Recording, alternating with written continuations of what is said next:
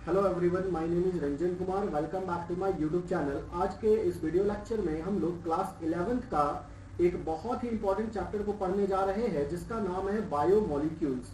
देखिए, ये जो चैप्टर है बायोमोलिक्यूल्स, आपके नीट के एग्जामिनेशन में इस चैप्टर का जो वेटेज है वो 4 से 5 क्वेश्चन आता ही है इस चैप्टर से। देखिए, ये चैप्टर में मेनली आप लोग जो भी पढ़ेंगे, लाइक हमारा बॉडी का जो भी स्ट्रक्चरल कंपोनेंट्स है, जैसे हमारा बॉडी किस चीज से बना है, ठीक है, या फिर हम लोग बोल सकते हैं जो भी केमिकल्स लिविंग सेल के अंदर प्रेजेंट है उसका स्टडी हम लोग बायोमोलिक्यूल्स में करते हैं। अब हम लोग जैसे सबसे पहले हम लोग देखेंगे कि हम लोग बायोमोलिक्यूल्स किसको बोलते हैं, क्या होता है बायोमोलिक्यूल्स। तो आपको अभी मैंने बताया कि बायो मतलब कैसे हम लोग देखिए, ऐसे बायो मतलब होता है लाइफ, और लाइफ मीन्स क्या, लिविंग ऑर्गेनिजम्स, ठीक है। तो लिविंग ऑर्गेनिजम्स के अंदर जो भी एटम्स, जो भी मॉलिक्यूल्स, जो भी केमिकल्स प्रेजेंट है वो सब कहलाएगा बायोमोलिक्यूल्स। अब जैसे अगर बायोमोलिक्यूल्स को हम डिफाइन करना चाहें तो कैसे करेंगे, तो all the chemical components, all the chemical components present in the cell are called as biomolecules। अब जैसे अगर हम लोग और भी इसको अच्छे से डिफाइन करें, जैसे हमारा बॉडी किससे बना है, तो आप लोगों को पता है हमारा बॉडी बना है कार्बोहाइड्रेट से। हमारे बॉडी में कार्बोहाइड्रेट्स है, हमारे बॉडी में प्रोटीन्स है, हमारे बॉडी में लिपिड्स है, हमारे बॉडी में एंजाइम्स है। तो ये सब क्या है, ये सब बायोमोलिक्यूल्स है। जैसे अभी हम यहाँ पे जितना भी चीज लिखे, लाइक कार्बोहाइड्रेट, प्रोटीन्स और लिपिड, सब क्या है, पॉलीमरिक सब्सटेंस है, ठीक है। अब ये छोटे छोटे मोनोमर्स से मिलकर बना है। जैसे अगर हम सबसे बेसिक चीज बोले, कौन कौन सा बेसिक एटम्स है, ठीक है, कौन कौन सा बेसिक एटम्स है जो कि ह्यूमन बॉडी के अंदर या फिर कोई भी लिविंग सेल के अंदर प्रेजेंट रहता है, तो आप इसको ऐसे याद रख सकते हैं, carbon, hydrogen, oxygen, nitrogen, phosphorus और सल्फर। ये 6 एटम्स है जो कि लिविंग सेल के अंदर प्रेजेंट रहता है। इसको याद करने का तरीका ऐसे होता है, आप लोग चिनॉप्स से याद कर सकते हैं, CHNOPS, चिनॉप्स। C stands for carbon, H is a hydrogen, N nitrogen, O oxygen, P phosphorus and S sulfur। तो जितना भी केमिकल कंपोनेंट्स है एक लिविंग सेल का फॉर्मेशन कर रहा है उसको हम लोग बायोमोलिक्यूल्स बोल सकते हैं। और भी जैसे अगर हम बायोमोलिक्यूल्स को और कैसे डिफाइन कर सकते हैं, तो all the carbon containing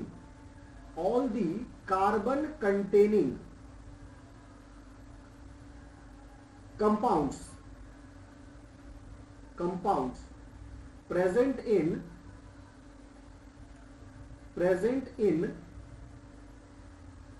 a living cell।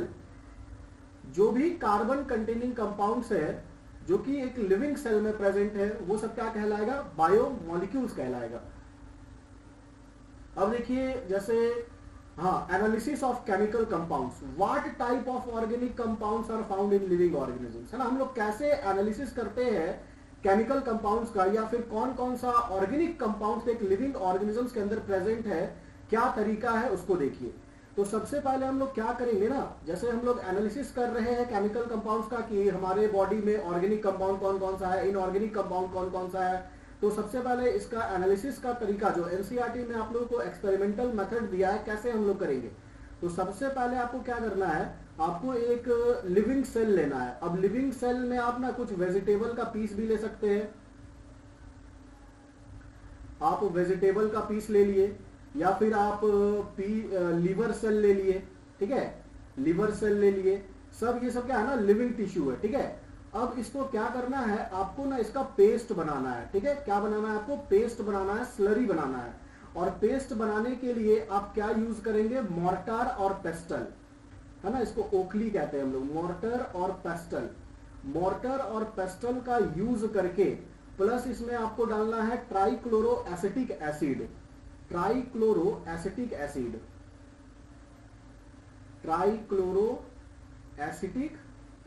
ठीक है। आप एक ओखली को लिए, ओखली में आपका जो भी लिविंग सेल है, वेजिटेबल पीस या लीवर है उसको डालें, उसमें आप ट्राइक्लोरो एसिटिक एसिड को ऐड किए, ठीक है। अब आप इसका क्या करेंगे, आप ये जो लिविंग सेल लिए थे उसका पेस्ट बनाएंगे, ठीक है, स्लरी बनाएंगे या पेस्ट बनाएंगे, उसको कूट कूट के उसको पूरा पीस देंगे, उसका पेस्ट बन जाएगा। अब क्या करेंगे ना, आप इस पेस्ट को फिल्टर करेंगे, आप चीज क्लॉथ या फिर कॉटन क्लॉथ का यूज करके इसको फिल्टर करेंगे, ठीक है, चीज क्लॉथ या फिर कॉटन क्लॉथ का यूज करके इसको फिल्टर करेंगे।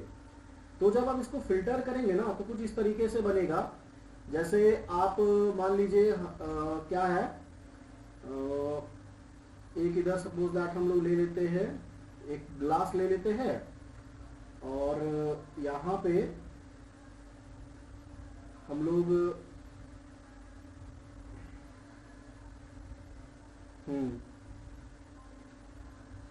इस तरीके से, ठीक है।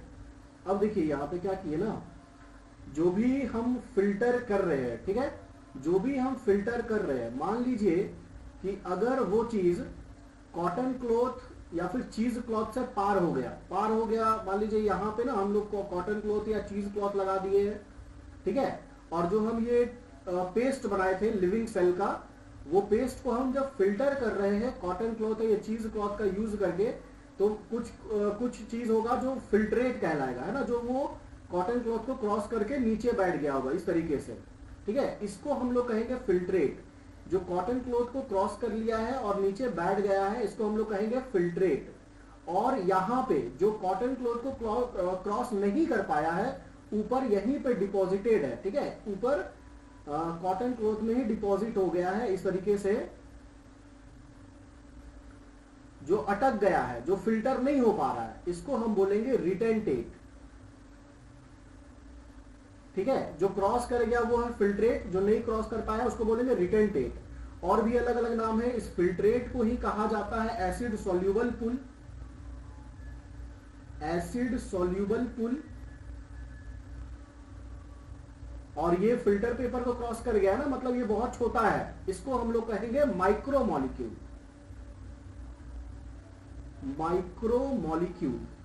ठीक है।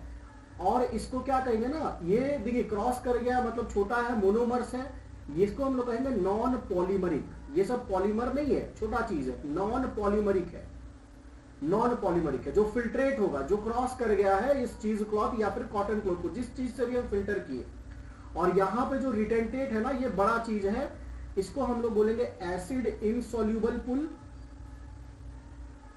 एसिड इनसॉल्यूबल पुल, या फिर इसको हम लोग कहेंगे मैक्रोमोलिक्यूल। ये बड़ा है ना इसलिए मैक्रोमोलिक्यूल। और यहां पे जो भी चीज रहेगा ना वो रहेगा पॉलीमरिक सब्सटेंस, जो बड़ा चीज रहेगा पॉलीमर रहेगा, पॉलीमरिक। तो रिटेंटेट में एसिड इनसॉल्यूबल पुल, मैक्रोमोलिक्यूल या फिर पॉलीमरिक सब्सटेंस। और फिल्ट्रेट में एसिड सॉल्यूबल पुल, बायो माइक्रोमोलिक्यूल और नॉन पॉलीमरिक सब्सटेंस। उसके अलावा देखिए क्या क्या मिलेगा, कौन कौन जो पॉलीमर्स है वो कौन कौन है, जैसे हम लोग पॉलीमर्स का कुछ भी ले सकते हैं। पॉलीमर्स में प्रोटीन्स हो जाता है, अमीनो एसिड का पॉलीमर, तो ये किस में आएगा, एसिड इनसॉल्यूबल पुल में आएगा। उसके अलावा आप बोल सकते हैं कॉम्प्लेक्स शुगर जो भी होता है, कार्बोहाइड्रेट्स, कॉम्प्लेक्स शुगर या फिर स्टार्च भी कह सकते हैं, ये सब एसिड इनसॉल्यूबल पुल में आएगा। इसके अलावा न्यूक्लिक एसिड जो भी डीएनए और आरएनए है वो भी एसिड इनसॉल्यूबल पुल में आएगा। मतलब जो भी रिटेंटेट है, एसिड इनसॉल्यूबल पुल है, जो क्रॉस नहीं कर पाया है चीज क्लॉथ या फिर कॉटन क्लॉथ को, वो एसिड इनसॉल्यूबल पुल में आएगा और वो पॉलीमरिक सब्सटेंस है, ठीक है। और यहाँ पे अगर हम बात करें जो एसिड सॉल्यूबल पुल है, तो यहाँ पे जो नॉन पॉलीमरिक सब्सटेंस है, लाइक यहाँ पे एमिनो एसिड आ जाएगा, इधर आप देखेंगे सिंपल शुगर जैसे ग्लूकोज है वो आ जाएगा। यहां पे आ जाएगा नाइट्रोजिनस बेस जो न्यूक्लिक एसिड को बनाता है वो आ जाएगा। इधर ही आप देखेंगे न्यूक्लियोटाइड्स आ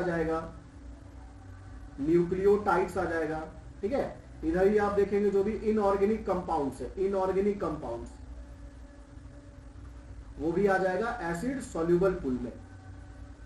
अब जैसे हम लोग अभी बोल रहे हैं एसिड इनसॉल्यूबल मतलब बड़ा चीज पॉलीमरिक सब्सटेंस, और एसिड इनसॉल्यूबल मतलब नॉन पॉलीमरिक सब्सटेंस। तो ये जो भी एसिड सॉल्युबल पुल में आएगा ना, इसका जो साइज होता है वो होता है लेस देन 1000 डाल्टन। ठीक है, इसका जो साइज है वो है लेस देन 1000 डाल्टन। 1000 डाल्टन से कम जो एसिड सॉल्युबल पुल है उसका साइज होता है, और ये लगभग 18 से लेके 800 डाल्टन तक होता है, 18 to 800 डाल्टन। अब उसी तरह जो जो पॉलीमरिक सब्सटेंस है, जो एसिड सॉल्युबल पुल के, जो एसिड इनसॉल्युबल पुल के अंदर आ रहा है, इसका जो साइज होगा, इसका साइज होगा more than 10,000 Dalton, more than 10,000 Dalton, ये इसका साइज हुआ। ठीक है, तो बहुत सिंपल सा चीज है। हम लोग एक लिविंग सेल को लिए हैं, हम लोग उसको पहले मोर्टर और पेस्टल का हेल्प से उसमें लिविंग सेल में ट्राइक्लोरोएसिटिक एसिड ऐड करेंगे और उसका स्लरी बनाएंगे, पेस्ट बनाएंगे। उस पेस्ट को फिर हम लोग फिल्टर करेंगे।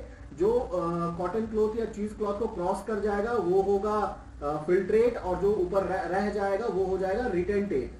जो क्रॉस कर गया, जो फिल्ट्रेट है, वो एसिड सॉल्युबल पुल है, माइक्रो मॉलिक्यूल है, छोटा चीज है तभी तो क्रॉस कर पाया ना, और वो नॉन पॉलीमरिक सब्सटेंस है। और जो रिटेंटेट है, मतलब जो चीज क्लॉथ को क्रॉस नहीं कर पाया है, ऊपर अटक गया है, वो क्या कहलाएगा? एसिड इनसॉल्युबल पुल। और वहां पे आ जाएगा polymeric substance, proteins, complex sugar, nucleic acid. अभी मैं आप लोगों को ना यहाँ पे एग्जांपल देकर भी बताऊंगा कि कौन कौन एसिड सॉल्युबल में आएगा और कौन कौन सा सब्सटेंस एसिड इनसॉल्युबल में आएगा।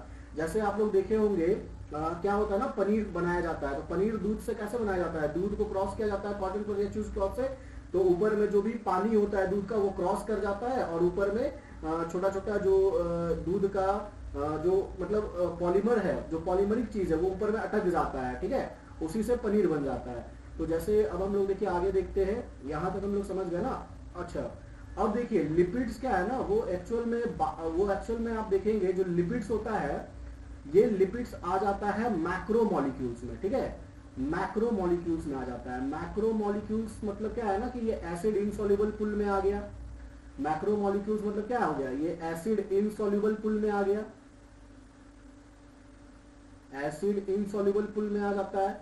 तो यहां क्या लिखा हुआ ना, lipids are not strictly bio macro molecule. आ तो रहा है वो बायो मैक्रो मॉलिक्यूल में, एसिड इनसॉल्युबल पुल में या फिर रिटेंटेट में, लेकिन ये स्ट्रिक्टली बायो मैक्रो मॉलिक्यूल क्यों नहीं है? तो देखिए लिपिड्स क्या होता है ना, लिपिड्स जो है इसका एक्चुअल में लिपिड्स का, एक मिनट,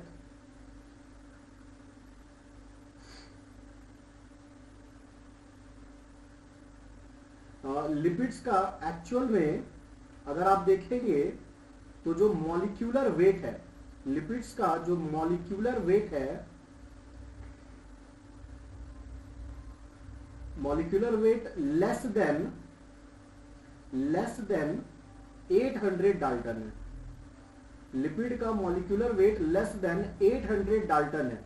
अब देखिए आपको अभी मैंने साइज के बेसिस पे बताया था कि जिसका भी मॉलिक्यूलर वेट 18 से 800 डाल्टन के बीच में है वो एसिड सॉल्युबल पुल में आएगा, और लिपिड्स का जो मॉलिक्यूलर वेट है वो भी 800 डाल्टन है, मतलब इसको भी एसिड सॉल्युबल पुल में आना चाहिए। लेकिन ये एक्चुअल में कहां आ रहा है? एसिड इनसॉल्युबल पुल में आ रहा है। तो इसका क्या रीजन है?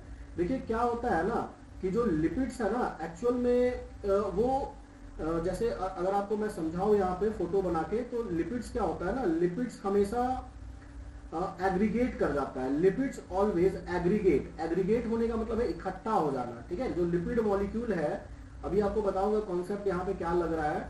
Lipids always aggregate and form small vesicles तो देखिए लिपिड क्या होता है ना, एक जगह इकट्ठा हो जाता है। ठीक है, और वेसिकल्स फॉर्मेशन कर देता है। इसके कारण इसका जो ओवरऑल वेट है ना वो 10,000 डाल्टन से भी ज्यादा हो जाता है।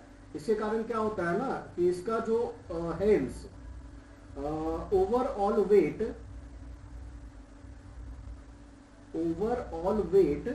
Exceeds 10,000 Dalton. 10,000 डाल्टन। देखिए लिपिड्स क्या है, अगर आप लिपिड्स को देखेंगे तो लिपिड्स का स्ट्रक्चर कुछ ऐसा होता है। देखिए जैसे ये ना लिपिड का हेड है, ठीक है, ये लिपिड का हेड है। अभी मैं आपको कॉन्सेप्ट बता रहा हूँ क्यों ऐसा हम लोग बोल रहे हैं, lipids are not strictly biomolecules, क्यों बोल रहे हैं। तो जो लिपिड का हेड है और ये लिपिड का टेल है, ठीक है, तो जो लिपिड का हेड है ना ये एक्चुअल में होता है हाइड्रोफिलिक।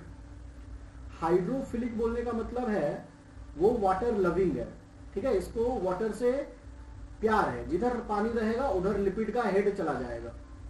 और ये जो लिपिड का टेल होता है ये हाइड्रोफोबिक होता है। हाइड्रोफोबिक मीन्स ये क्या है ना, वाटर हेटिंग है या फिर वाटर रिपेलिंग है, पानी से ये दूर भागता है। वाटर रिपेलिंग, पानी से ये दूर भागता है। तो क्या होता है ना, जैसे मान लीजिए कि आप लिपिड्स को देखेंगे तो लिपिड्स ना बिल्कुल एक मतलब इकट्ठा हो जाएगा, जितना भी लिपिड होगा ना वो इस तरीके से इकट्ठा हो जाएगा। देखिए ऐसे करके इकट्ठा हो जाएगा। आप लोग देख रहे हैं यहां पर, अगर ये पूरा लिपिड है, ठीक है,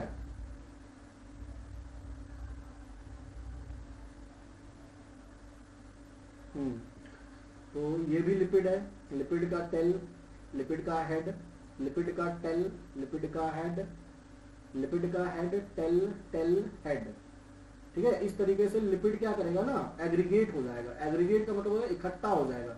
और जब बहुत सारा लिपिड एक जगह इकट्ठा हो जाएगा ना तो इस तरीके से वेसिकल्स बना लेगा। और वेसिकल्स जब बना लेगा ना तो इसका जो मॉलिक्यूलर वेट है वो 10,000 डाल्टन से भी ज्यादा हो जाएगा।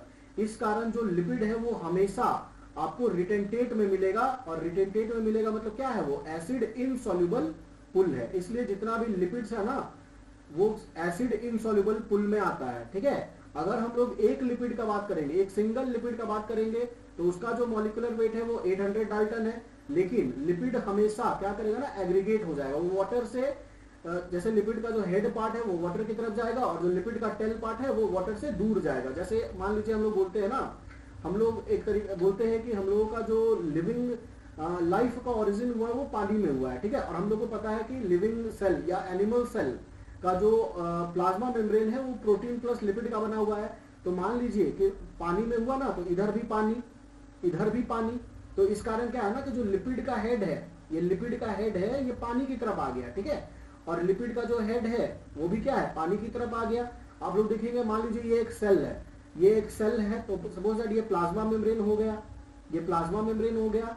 और ये क्या हो गया, साइटोप्लाज्म हो गया।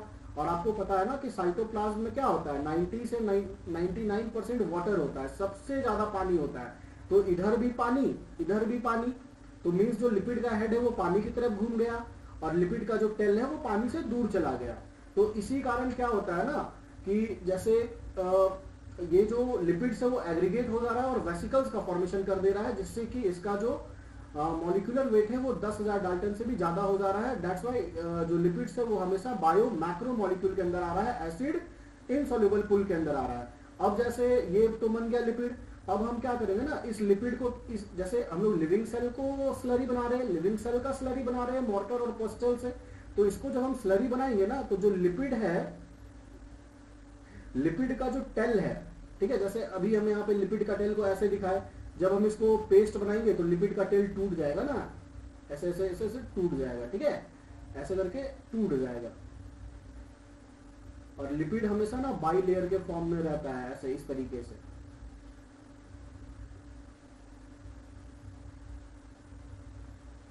ऐसे, ठीक है।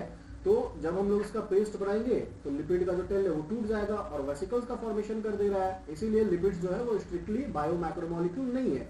लेकिन हमेशा जब भी हम लोग केमिकल कंपाउंड का एनालिसिस करेंगे तो लिपिड्स है वो हमेशा एसिड इनसॉल्युबल पुल में आएगा। होप आपको समझ में आया है यहाँ तक। अब हम लोग आगे बढ़ते हैं। देखिए यहाँ पर क्या है ना कि कुछ एग्जाम्पल्स दिया है और आपको बताना है कि ये जितना भी चीज है ना ये किस में आएगा, एसिड सॉल्युबल पुल में आएगा कि एसिड इनसॉल्युबल पुल में आएगा। जैसे अगर हम बात करते हैं कोलेजिन का, तो कोलेजिन देखिए बहुत सिंपल सा चीज है, आपको बस इतना देखना है कि वो पॉलीमरिक सब्सटेंस है कि नॉन पॉलीमरिक है, ठीक है, पॉलीमरिक है कि नॉन पॉलीमरिक है।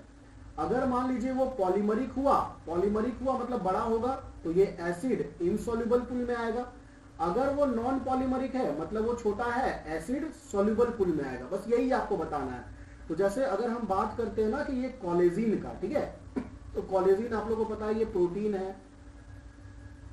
कॉलेजिन क्या है? प्रोटीन है। अब प्रोटीन क्या है? पॉलीमर्स है। तो ये किस में आ जाएगा? एसिड इनसॉल्युबल पूल में आ जाएगा। अब अगर हम लोग बात करते हैं ग्लाइसिन का, ग्लाइसिन क्या है? अमीनो एसिड है। अब ये अमीनो एसिड है मतलब क्या है? अमीनो एसिड है मतलब नॉन पॉलीमरिक है। तो ये किस में आ जाएगा? एसिड सॉल्युबल पूल में आ जाएगा। उसी तरीके से ये स्टार्च है। स्टार्च तो बड़ा होता है ना, स्टार्च पूरा ग्लूकोज का चैन है ना, पूरा हेलिक्स वाला फॉर्म का चैन होता है ये स्टार्च। तो ये क्या हो जाएगा ना, जैसे स्टार्च के बारे में हम लोग आज देखेंगे, स्टोर्ड फूड मटेरियल है प्लांट का, ये हेलिकल फॉर्म होता है, अमाइलोज और अमाइलोपैक्टिन के फॉर्म में रहता है। तो मतलब हम यही कहना चाह रहे हैं कि स्टार्च क्या है? पॉलीमर है कि नॉन पॉलीमर है? तो स्टार्च पॉलीमर है, और पॉलीमर है तो किस में आएगा? एसिड इनसॉल्युबल पूल में आएगा। ठीक है। अब देखिए राइबोसोम्स। राइबोसोम्स क्या है? Cell organelles. राइबोसोम्स क्या है? Cell organelles. तो देखिए जैसे अगर मान लीजिए हम लोग एक सेल का बात करें, सपोज दैट ये एक सेल है और ये एक सेल है, मान लीजिए ये प्लांट सेल है, तो प्लांट सेल का आउटर मोस्ट कवरिंग क्या हो जाता है? Cell wall. अब अगर आप सेल वॉल को देखेंगे ना, तो सेल वॉल हमेशा एसिड इनसॉल्युबल पूल में आएगा। ठीक है। क्यों एसिड इनसॉल्युबल पूल में आएगा सेल वॉल? क्योंकि सेल वॉल क्या चीज का बना है? सेलुलोज, पैक्टिन, है ना, सेलुलोज का बना है, पैक्टिन का बना है, ये सब होता है सेल वॉल का कॉम्पोजिशन। अब देखिए इसके बाद सेल वॉल के अंदर देखेंगे तो आपको मिलेगा प्लाज्मा मेम्ब्रेन। अब प्लाज्मा मेम्ब्रेन क्या चीज का बना है? Lipid plus protein. तो प्लाज्मा मेम्ब्रेन भी क्या हो जाएगा? लिपिड आ रहा है ना, एसिड इनसॉल्युबल पूल। अब यहाँ पे सेल ऑर्गेनिल्स है। ठीक है। साइटोप्लाज्म में सेल ऑर्गेनिल्स है। ये मेरा साइटोप्लाज्म है, साइटोप्लाज्म है। अब साइटोप्लाज्म में बहुत चीज होता है ना, ये साइटोप्लाज्म में जो भी चीज है ये दोनों में आ सकता है, एसिड इनसॉल्युबल पूल में भी आ सकता है, एसिड सॉल्युबल पूल में आ सकता है। अब यहाँ पे जो सेल ऑर्गेनिल्स है, सेल ऑर्गेनिल्स, तो आप हमेशा याद रखिएगा कि जो भी सेल ऑर्गेनिल्स है it always comes under acid insoluble pool. जो सेल ऑर्गेनिल्स है वो हमेशा एसिड इनसॉल्युबल पूल में आता है, मतलब रिटेंटेट में आएगा। ठीक है। तो उसी तरह ये राइबोसोम्स है, तो राइबोसोम्स किस में आ जाएगा? राइबोसोम्स आ जाएगा एसिड इनसॉल्युबल पूल में। अब अगर हम लोग बात करें टीआरएनए का, टीआरएनए मतलब ये न्यूक्लिक एसिड है। अब न्यूक्लिक एसिड क्या है? पॉलीमर है कि नॉन पॉलीमर है? तो पॉलीमर है, तो न्यूक्लिक एसिड भी किस में आ जाएगा? एसिड इनसॉल्युबल पूल में आ जाएगा, एसिड इनसॉल्युबल पूल। अब अगर बात करें हम लोग गोल्गी बॉडी का, गोल्गी बॉडी सेल ऑर्गेनिल्स है, acid insoluble pool. Ribose sugar है ना, ये राइबोज क्या होता है ना, शुगर होता है। शुगर तो छोटा यूनिट है ना, नॉन पॉलीमर है, तो ये आ जाएगा एसिड सॉल्युबल पूल में। राइबोज किस में आ जाएगा? एसिड सॉल्युबल पूल में। ये प्लाज्मिड है। प्लाज्मिड तो बैक्टीरिया का हम लोग डीएनए को बोलते हैं, एक तरह का ये सेल ऑर्गेनिल से कहलाएगा। तो प्लाज्मिड भी किसमें आ जाएगा? एसिड इनसॉल्युबल पूल में। एडिनोसिन, एडिनोसिन किसमें आएगा? एडिनोसिन ये आएगा एसिड सॉल्युबल पूल में। सोडियम, देखिए जितना भी आयंस होता है ना, हम लोग जितना भी आयंस का बात करेंगे वो हमेशा एसिड सॉल्युबल पूल में आएगा। ग्लूकोज, ग्लूकोज भी एसिड सॉल्युबल पूल में आएगा क्योंकि ये भी नॉन पॉलीमरिक है। इंसुलिन, इंसुलिन एक पॉलीपेप्टाइड चैन है, मतलब पॉलीमर है, तो ये आएगा एसिड इनसॉल्युबल पूल में। पाल्मिटिक एसिड एक तरह का ये फैटी एसिड है, या फिर हम लोग लिपिड भी इसको बोल सकते हैं, फैटी एसिड, पाल्मिटिक एसिड, ये हमेशा आएगा एसिड इनसॉल्युबल पूल में। इन्यूलिन, इन्यूलिन पॉलीमर होता है फ्रुक्टोज का। Inulin is a polymer of fructose. तो अभी ये पॉलीमर है, पॉलीमरिक सब्सटेंस है, तो किसमें आ जाएगा? एसिड इनसॉल्युबल पूल में आ जाएगा। सल्फेट, सल्फेट हमेशा किसमें आएगा? एसिड सल्फेट है ना, एसिड सॉल्युबल पूल में आएगा सल्फेट। ठीक है। क्योंकि ये क्या है? इनऑर्गेनिक कंपाउंड है। जितना भी इनऑर्गेनिक कंपाउंड है वो एसिड सॉल्युबल पूल में आएगा। जैसे हम लोग यहाँ लिखे है ना, देखिए फिल्ट्रेट में एसिड सॉल्युबल पूल में क्या लिखे है? Inorganic compound. तो ये सब जो भी चीज है ना, ये ऐसे ही आपके नीट के एग्जाम में पूछ दिया जाएगा। यहाँ पे कुछ कुछ कंपोनेंट्स का नाम लिखा रहेगा, आपको बोलेगा कि बताइए इनमें से कितना कंपोनेंट एसिड सॉल्युबल पूल के अंदर है और कितना कंपोनेंट एसिड इनसॉल्युबल पूल के अंदर है। तो यहाँ पे कॉन्सेप्ट बस इतना ही है, आपको पॉलीमरिक और नॉन पॉलीमरिक को देखना है। अगर पॉलीमरिक है तो एसिड इनसॉल्युबल, नॉन पॉलीमरिक है तो एसिड सॉल्युबल। होप आपको यहाँ तक समझ आया है कि हम लोग केमिकल कंपाउंड का एनालिसिस कैसे करते हैं। तो यही था आपका एनालिसिस ऑफ केमिकल कंपाउंड। ठीक है। अब देखिए आगे, हाँ अब जैसे अगर हम बात करें ना कि एक जो सेल होता है उसका एवरेज कॉम्पोजिशन क्या है, मीन्स जो सेल है वो क्या चीज का बना है, तो ये जो फोटो है ये एनसीईआरटी का है, बहुत इंपॉर्टेंट है, आपके नीट के एग्जाम में यहाँ से डायरेक्ट क्वेश्चन पूछा जाएगा। अब देखिए आपको कैसे करना है ना, जैसे आप देखेंगे यहाँ पे सबसे ज्यादा आपको क्या दिख रहा है, एक अगर हम लोग टोटल सेलुलर मास का परसेंटेज में दिया है तो यहाँ पे 70 to 90% क्या होता है, वाटर होता है। वाटर के बाद जैसे सबसे ज्यादा क्या प्रेजेंट है एक सेल में, वाटर प्रेजेंट है। अब वाटर के बाद अगर आप देखेंगे यहाँ पे तो प्रोटीन से 10 to 15% क्या है, प्रोटीन से। तो वाटर सबसे ज्यादा, वाटर के बाद क्या एबंडेंट है, प्रोटीन से। अब प्रोटीन्स के बाद आप देख रहे हैं ना न्यूक्लिक एसिड, प्रोटीन्स के बाद क्या आ जाएगा, न्यूक्लिक एसिड आ जाएगा। प्रोटीन के बाद आ गया न्यूक्लिक एसिड। उसी तरीके से आप देखिए न्यूक्लिक एसिड के बाद आ जाएगा कार्बोहाइड्रेट्स, न्यूक्लिक एसिड के बाद क्या आ जाएगा, कार्बोहाइड्रेट्स। कार्बोहाइड्रेट्स, कार्बोहाइड्रेट्स के बाद देखिए क्या है, लिपिड्स है। कार्बोहाइड्रेट के बाद लिपिड्स, और लिपिड्स के बाद 1% आयंस प्रेजेंट है। तो इसी तरीके से ना सीक्वेंस के फॉर्म में आ जाएगा, ठीक है। अगर आप एक सेल का बात करें तो सेल में सबसे ज्यादा वाटर है, वाटर के बाद प्रोटीन है, प्रोटीन के बाद न्यूक्लिक एसिड है, न्यूक्लिक एसिड के बाद कार्बोहाइड्रेट्स है, कार्बोहाइड्रेट के बाद लिपिड्स है, और लिपिड्स के बाद आयंस है। अब देखिए आगे इसके बाद अब जैसे अगर हम लोग बात करें, ये सारा इधर एलिमेंट दिया है, hydrogen, carbon, oxygen, nitrogen, sulphur, sodium, calcium, magnesium, silicon, है ना। अब इसका वेट ह्यूमन बॉडी में देखिए, इधर तो दे दिया अर्थ क्रस्ट में, तो ये हमको उतना ध्यान नहीं देना है, हमको मेनली किस पे फोकस करना है, ह्यूमन बॉडी पे, क्योंकि नीट के एग्जाम में आपका यहीं से क्वेश्चन आएगा, percentage weight of human body. और आपको बता दें ये जो फोटो दिया है ना, एक्चुअल में ये आपको दिया है फ्रेश वेट का बारे में, फ्रेश वेट, या फिर इसी को हम लोग बोलेंगे वेट वेट, ठीक है। तो यहां पे अगर आप देखेंगे ह्यूमन बॉडी में, है ना, ह्यूमन बॉडी फ्रेश वेट की बात होता है, लिविंग टिश्यू का बात हो रहा है यहाँ पे सबसे ज्यादा, सबसे जो एबंडेंट एलिमेंट है वो है ऑक्सीजन। तो सबसे एबंडेंट एलिमेंट क्या हो गया यहाँ पे, ऑक्सीजन हो गया। उसके बाद अगर आप ऑक्सीजन के बाद देखें तो ऑक्सीजन के बाद है कार्बन, ऑक्सीजन के बाद कार्बन, ठीक है। एक ह्यूमन बॉडी का ये परसेंटेज वेट दिया है जो भी एलिमेंट है, ठीक है। ऑक्सीजन है, ऑक्सीजन के बाद कार्बन है, कार्बन के बाद अगर आप देखें यहां पे तो आ जाएगा नाइट्रोजन, कार्बन के बाद क्या है, नाइट्रोजन, नाइट्रोजन, ठीक है। अगर आप नाइट्रोजन के बाद देखें तो ह्यूमन बॉडी में जो परसेंटेज वेट है नाइट्रोजन के बाद वो है कैल्शियम का। नाइट्रोजन के बाद कौन है सबसे ज्यादा, कैल्शियम। कैल्शियम के बाद अगर आप देखेंगे, कैल्शियम के बाद देख लीजिए हाइड्रोजन को, कैल्शियम के बाद हाइड्रोजन को,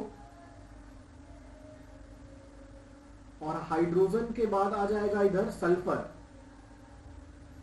हाइड्रोजन के बाद सल्फर, सल्फर के बाद, सल्फर है ना, सल्फर हाँ इधर, सल्फर के बाद सोडियम, सोडियम, सल्फर के बाद सोडियम, और सोडियम के बाद देख लीजिएगा मैग्नीशियम, मैग्नीशियम, और फिर उसके बाद सिलिकॉन। ये तो बहुत इंपॉर्टेंट है कि हम लोगों का बॉडी में सिलिकॉन एकदम नेग्लिजिबल अमाउंट में है, ठीक है, सिलिकॉन एकदम नेग्लिजिबल अमाउंट में है। तो ये जो बात हो रहा है ना, ये फ्रेश वेट का बात हो रहा है, वेट का बात हो रहा है, मतलब कि ये एक लिविंग टिश्यू का बात हो रहा है। लिविंग टिश्यू में ये सारे एलिमेंट्स का परसेंटेज वेट दिया हुआ है, सबसे ज्यादा oxygen, then carbon, then nitrogen, then calcium, then hydrogen, sulphur, sodium, और फिर मैग्नीशियम, और सिलिकॉन एकदम नेग्लिजिबल अमाउंट में प्रेजेंट है। अब अगर मान लीजिए हम लोग ड्राई वेट का बात करते हैं, ठीक है, ड्राई वेट मतलब कि पानी पूरा निकाल दिया गया है। तो ड्राई वेट का जब आप बात करेंगे ना, तो हमेशा जो कार्बन होता है वो मैक्सिमम परसेंटेज में होता है। In dry weight carbon is always present in maximum concentration, maximum percentage, maximum amount, ये यहाँ पे कॉन्सेप्ट है, ठीक है। तो ये आप देखिएगा फोटो में, आपके एग्जाम में, नीट के एग्जाम में बिल्कुल इस तरीके से ही क्वेश्चन आएगा कि अगर हम लोग एक ह्यूमन बॉडी का परसेंटेज वेट का बात करें किसी भी एलिमेंट का, तो सबसे ज्यादा ऑक्सीजन है, then carbon, then nitrogen, then calcium, hydrogen, sulphur, sodium and magnesium. आगे देखिए, हाँ, एस एनालिसिस टेस्ट। देखिए ये जो एस एनालिसिस टेस्ट है ये हम लोग क्यों करते हैं, तो ये हम लोग करते हैं इनऑर्गेनिक कंपोनेंट्स, है ना, जो भी सेल का इनऑर्गेनिक कंपोनेंट्स है उसको जानने के लिए। Inorganic components of the cell, cell में कौन कौन सा इनऑर्गेनिक कंपोनेंट्स है उसको जानने के लिए हम लोग ये टेस्ट को परफॉर्म करते हैं। एक्चुअल में क्या होता है ये एस एनालिसिस टेस्ट, इसको समझिए। देखिए आपको क्या करना है, आपको एक सेल लेना है, ठीक है, आपको एक सेल लेना है। अब आप इस सेल का क्या करेंगे ना, वजन करेंगे। वजन करेंगे मतलब तौलेंगे, ठीक है। तो आप जब इसका वेट करेंगे ना तो आपको वेट मिल जाएगा, वेट मिल जाएगा। फिर उसके बाद क्या करेंगे, आप इस सेल को हीट करेंगे। आप इस सेल को हीट करेंगे तो हीट करेंगे, ठीक है, और हीट करने के बाद उसका वजन करेंगे तो आपको मिल जाएगा ड्राई वेट, आपको मिल जाएगा ड्राई वेट। अब क्या करेंगे ना, इसको जला देंगे, ठीक है, इसको आप जला देंगे। तो जब आप इसको जला देंगे ना तो जो भी कार्बन पार्ट है, जो भी कार्बन पार्ट है, या फिर इसी को हम लोग ऑर्गेनिक पार्ट बोलेंगे, जो भी कार्बन पार्ट है इसी को हम लोग ऑर्गेनिक पार्ट बोलेंगे, ये रिमूव हो जाएगा। ये कार्बन पार्ट, ऑर्गेनिक पार्ट क्या हो जाएगा, रिमूव हो जाएगा, ठीक है। रिमूव हो जाएगा मतलब वो जल गया ना, हम लोग बर्न किए थे वो जल गया, ठीक है। आपको जो चीज मिलेगा एक्चुअल में क्या मिलेगा जब जला देंगे, तो मान लीजिए एक पेड़ है, ठीक है, पेड़ जब पूरे बढ़िया तरीके से था, मतलब जब वो लिविंग था, तब हम उसका वजन किए तो हमको मिल गया वेट। फिर उसके बाद हम क्या किए ना, पेड़ का लकड़ी को काट दिए, काट के उसको पूरा सुखा दिए, सुखा के वजन किए तो हमको मिला ड्राई वेट। अब हम उसको जला देंगे तो जलाने के बाद जो बचेगा उसको हम लोग बोलेंगे राख, ठीक है। अब ये राख बचेगा, एस बचेगा, एस। अब ये जो एस है ना, इसी में क्या होगा, आपका जो भी इनऑर्गेनिक सब्सटेंस है वो प्रेजेंट रहेगा। लाइक जैसे क्या क्या रहेगा इनऑर्गेनिक सब्सटेंस में, कैल्शियम, मैग्नीशियम एक्सेट्रा, ठीक है। तो एस में ये जो एस है it contains only inorganic substance. तो हम लोग इनऑर्गेनिक सब्सटेंस को जानने के लिए एस एनालिसिस टेस्ट को परफॉर्म करते हैं और ये इस तरीके से किया जाता है। अब आगे देखिए मेटाबोलाइट्स, है ना। अब ये मेटाबोलाइट्स क्या होता है, तो मेटाबोलाइट्स को समझने से पहले आपको समझना पड़ेगा कि हम लोग मेटाबॉलिज्म किसको कहते हैं। मेटाबोलाइट्स को समझने से पहले हम लोगों को समझना पड़ेगा कि हम लोग मेटाबॉलिज्म किसको कहते हैं। तो देखिए आपके बॉडी में जितना भी केमिकल रिएक्शंस हो रहा है, सम total of all the biochemical reactions occurs in our body, occurs in our body is called metabolism। अब ये जो बायोकेमिकल रिएक्शंस हमारे बॉडी में हो रहा है ना, ये दो तरीके का है, ठीक है। एक है कैटाबॉलिक रिएक्शन और दूसरा है एनाबॉलिक रिएक्शन, ठीक है। अब ये जो कैटाबॉलिक रिएक्शन है ना, इसको हम लोग बोलते हैं break down reaction. Break down reaction क्यों बोलते हैं ब्रेक डाउन रिएक्शन, क्योंकि यहां पे जो भी कॉम्प्लेक्स सब्सटेंस है, जो भी कॉम्प्लेक्स सब्सटेंस है वो सिंपलर सब्सटेंस में टूटता है, ठीक है। कॉम्प्लेक्स सब्सटेंस सिंपलर सब्सटेंस में टूटता है कैटाबॉलिक रिएक्शन में। और एनाबॉलिक रिएक्शन को हम लोग बोलते हैं सिंथेसिस रिएक्शन या फिर फॉर्मेशन। सिंथेसिस बनना, फॉर्मेशन मतलब भी बनना, है ना।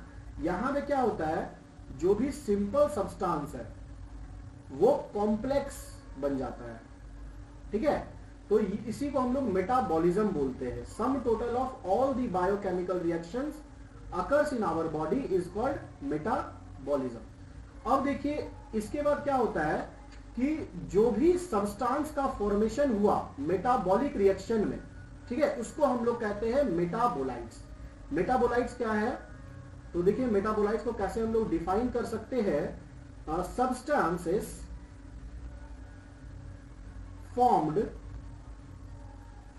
in a metabolic reaction, substances formed in a metabolic reaction,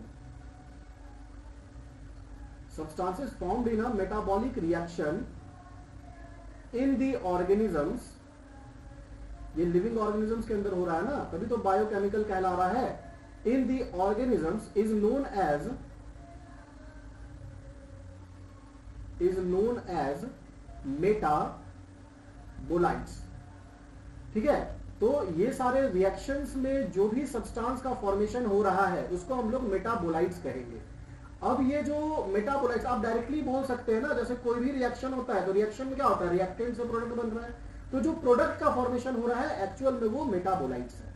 ठीक है, substance formed in a metabolic reaction in the organisms is known as metabolites. अब ये जो मेटाबोलाइट्स है ये दो तरीके का होता है, एक है प्राइमरी मेटाबोलाइट्स और दूसरा है सेकेंडरी मेटाबोलाइट्स। ठीक है, अब देखिए ये जो प्राइमरी मेटाबोलाइट्स है, ये मेटाबोलाइट्स जो भी रिएक्शन के बाद प्रोडक्ट बना है उसका डायरेक्ट इन्फ्लुएंस होता है हमारे नॉर्मल फिजियोलॉजिकल प्रोसेस में। जैसे मान लीजिए मेरा बॉडी में जो भी प्रोसेस चल रहा है, जो भी रिएक्शंस हो रहा है, उस रिएक्शंस में जो भी प्रोडक्ट का फॉर्मेशन हुआ, वो उस प्रोडक्ट का फॉर्मेशन होना बहुत जरूरी था, क्योंकि वो प्रोडक्ट बना तभी मेरे अंदर जो भी फिजियोलॉजिकल प्रोसेस है like respiration, breathing, digestion, circulation हो रहा है ना, ये सब केमिकल रिएक्शंस, तो वो उसी प्रोडक्ट के कारण हो रहा है, मतलब प्राइमरी मेटाबोलाइट्स के कारण। क्योंकि ये क्या होता है ना, metabolites formed in organisms which has a direct influence और control in their physiological process, मतलब जो मेरे फिजियोलॉजिकल प्रोसेस को डायरेक्टली कंट्रोल कर रहा है वो प्राइमरी मेटाबोलाइट्स कहलाता है, like glucose, amino acid, chlorophyll, ये सारा चीज। अब सेकेंडरी मेटाबोलाइट्स क्या होता है ना, सेकेंडरी मेटाबोलाइट्स मेरे नॉर्मल फिजियोलॉजिकल प्रोसेस पे डायरेक्ट इन्फ्लुएंस नहीं डालता है, बल्कि क्या है, देखिए metabolites formed and found in certain plants, microbes, fungi, which does not have a direct control on the physiological process but can be beneficial for the human welfare। उसका body के normal physiological process पे कोई directly influence नहीं है, लेकिन वो beneficial है human के लिए। और ये जो टेबल है, ये टेबल में आपका नीट के एग्जाम में एकदम क्वेश्चन कंफर्म है, हर साल आता है इस टेबल से। ये जो भी है ना सेकेंडरी मेटाबोलाइट्स है, ठीक है, ये इस टेबल में जो भी दिया है, लाइक ये जितना भी चीज है इधर का जितना भी चीज है, ये सब ना सेकेंडरी मेटाबोलाइट्स है। ठीक है, अब जैसे नीट के एग्जाम में आ जाएगा, 4 ऑप्शन दे देगा, बोलेगा कि बताइए इन सब में से ड्रग्स कौन है, लैक्टीन्स कौन है, पॉलीमरिक सब्सटेंस कौन है। जैसे अगर हम लोग बात करें सबसे पहले सेकेंडरी मेटाबोलाइट्स में पिगमेंट्स का, तो पिगमेंट्स आप लोगों को एकदम याद होना चाहिए, कैरोटिनॉइड्स एंड एंथोसियानिन्स। एल्केलॉइड्स में कौन कौन आ जाएगा, मॉर्फिन है, कोडीन है। टर्पिनॉइड्स में कौन कौन आ जाएगा, मोनोटर्पीन्स, डाइटर्पीन्स, ये तो एकदम इजी है याद रखना है ना, टर्पिनॉइड्स और टर्पीन्स, मोनोटर्पीन्स, डाइटर्पीन्स। एसेंशियल ऑयल्स में लेमन ग्रास ऑयल, टॉक्सिन्स में एब्रीन, रिसीन, लैक्टीन्स में कॉन्कावेलिन, ये तो बहुत इंपॉर्टेंट है, ये आ ही चुका है एग्जाम में। लैक्टीन्स में कॉन्कावेलिन, ड्रग्स में आ जाएगा विनब्लास्टीन, कुरक्यूमिन, ठीक है, ड्रग्स में विनब्लास्टीन, कुरक्यूमिन। पॉलीमरिक सब्सटेंस में रबर, गम्स, सेल्यूलोज, ये सारा चीजें, ये सब सेकेंडरी मेटाबोलाइट्स है। हाँ, अब देखिए जो भी बायो मैक्रो मॉलिक्यूल है, ठीक है, जो भी लार्ज साइज का है, पॉलीमरिक सब्सटेंस है, जो एसिड इनसॉल्युबल पुल में आता है, एसिड इनसॉल्युबल पुल में आता है, एसिड इनसॉल्युबल पुल, या फिर रिटेंटेट में, रिटेंटेट, या फिर जिसका मॉलिक्यूलर वेट 10,000 डाल्टन है ना, 1,000 डाल्टन से ज्यादा है, वो आ जाएगा मैक्रो मॉलिक्यूल्स में। अब इसमें आ गया कार्बोहाइड्रेट्स, प्रोटीन्स, लिपिड्स और न्यूक्लिक एसिड। इन्हीं सारा चीज पे हम लोगों को अब आगे पढ़ना है। कार्बोहाइड्रेट क्या होता है, प्रोटीन क्या होता है, लिपिड क्या होता है, न्यूक्लिक एसिड क्या होता है, ये सब पढ़ना है। तो चलिए हम लोग स्टार्ट करते हैं कार्बोहाइड्रेट्स से। देखिए अगर आप बात करें कार्बोहाइड्रेट्स का, तो कार्बोहाइड्रेट्स का बहुत सिंपल सा डेफिनेशन होता है। क्या होता है डेफिनेशन? पॉलीहाइड्रोक्सी, पॉलीहाइड्रोक्सी एल्डिहाइड और कीटोन। देखिए नाम से ही समझ में आता है, हम लोगों को नाम से ही समझ आ जाएगा। जैसे अगर हम बात करें कि ये पोली मतलब क्या होता है, पोली, तो पोली मतलब क्या होगा? मोर देन वन, मल्टीपल, है ना। पोली मतलब मोर देन वन। हाइड्रोक्सी मतलब क्या होता है? हाइड्रोक्सी, हाइड्रोक्सी मतलब होता है हाइड्रोक्सिल ग्रुप, OH, ठीक है। पॉलीहाइड्रोक्सी। एल्डिहाइड क्या है? एल्डिहाइड हम लोग किसको बोलते हैं? CHO को हम लोग एल्डिहाइड बोलते हैं। कीटोन क्या होता है? कीटोन होता है इस तरीके से C डबल बॉन्ड O, इसको हम लोग कीटोन बोलते हैं, ठीक है। तो देखिए जो भी कार्बोहाइड्रेट होगा ना, उसमें एक से ज्यादा हाइड्रोक्सिल ग्रुप होगा, और उसमें या तो एक एल्डिहाइड ग्रुप होगा या फिर एक कीटोन ग्रुप होगा। इसीलिए कार्बोहाइड्रेट्स को बोला जाता है they are either aldose sugar